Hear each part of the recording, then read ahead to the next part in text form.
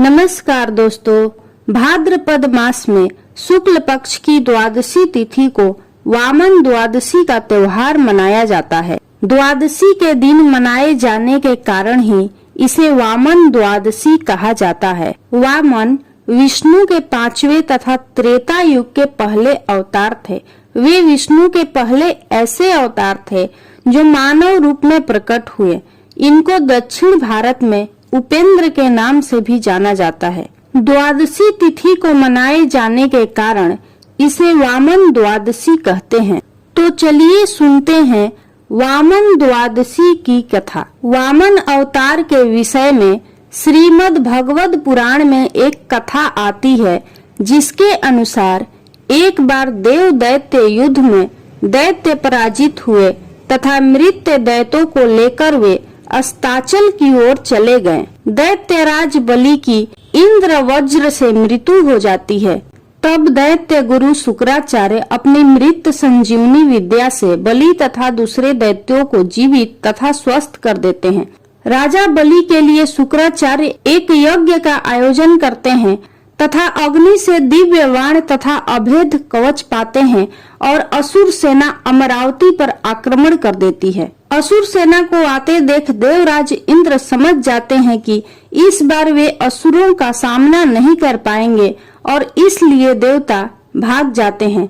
स्वर्ग दैत्यों की राजधानी बन जाता है।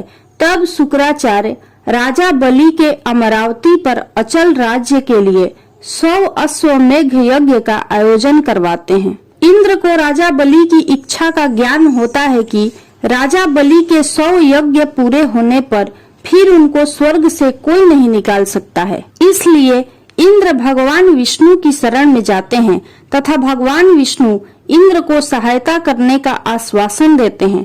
तब भगवान विष्णु वामन रूप में अदिति के गर्भ से उत्पन्न होने का वचन देते हैं।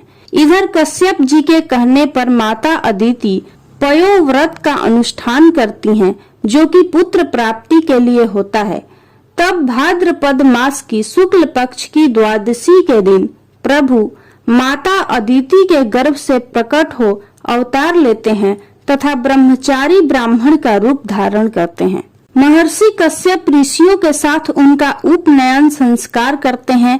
वामन वटुक को महर्षि पुलक यज्ञोपवीत, अगस्त्य ने मृग चर्म, मरीचि ने पलाश दंड, सूर्य ने छत्र, भृगु ने खड़ाऊ, सरस्वती ने रुद्राक्ष माला तथा कुबेर ने भिक्षा पात्र दिया। तत्पश्चात भगवान वामन पिता की आज्ञा लेकर बलि के पास जाते हैं।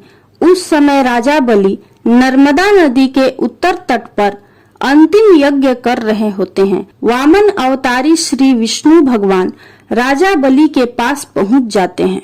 राजा बलि वामन को देखकर पूछते हैं कि आप कौन हैं?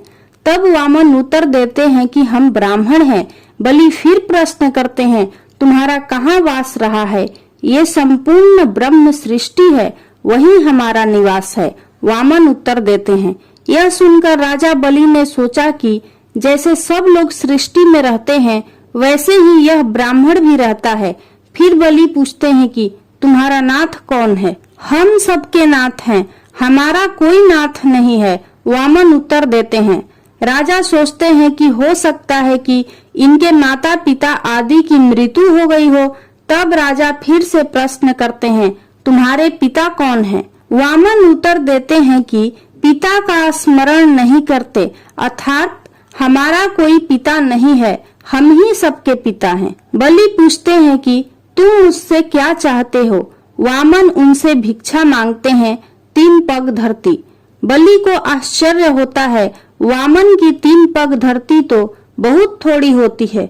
वे कहते हैं, यह तो बहुत थोड़ी है। वामन कहते हैं कि इतने से हम तीनों लोकों की भावना करते हैं, अर्थात हम 3 पग में ही त्रिलोकी नाप लेंगे। बलि के गुरु शुक्राचार्य बलि को वचन देने से रोकते हैं, फिर भी बलि नहीं मानते हैं। वामन 1 पग में सभी लोग और दूसरे में पूरी धरती नाप लेते हैं। अब तीसरा पग रखने का स्थान नहीं रह जाता है। बलि के समक्ष संकट उत्पन्न हो जाता है कि वे अपना वचन कैसे निभाएं। तब वे अपना सिर आगे कर देते हैं। भगवान ठीक वैसा ही करते हैं और बलि को सूतल लोक में रहने का आदेश देते हैं। बलि सहर्ष भगवान की आज्ञा का पालन करते हैं। इससे प्रसन्न होकर भगवान विष्णु बलि से वरदान मांगने के लिए कहते हैं। इस पर राजा बलि दिन रात भगवान को अपने पास दिव्य लोक में रहने का वर मांगते हैं तथा भगवान विष्णु अपना वचन पालन करते हुए राजा बलि का द्वारपाल बनना स्वीकार करते हैं, जिन्हें फिर बाद में देवी लक्ष्मी राजा बलि से वर मांगकर मुक्त करवा लेती हैं। बोलिए श्री विष्णु भगवान की जय। यदि आपको यह कथा अच्छी लगी हो तो कमेंट बॉक्स में विष्णु भगवान की जय जरूर लिखें।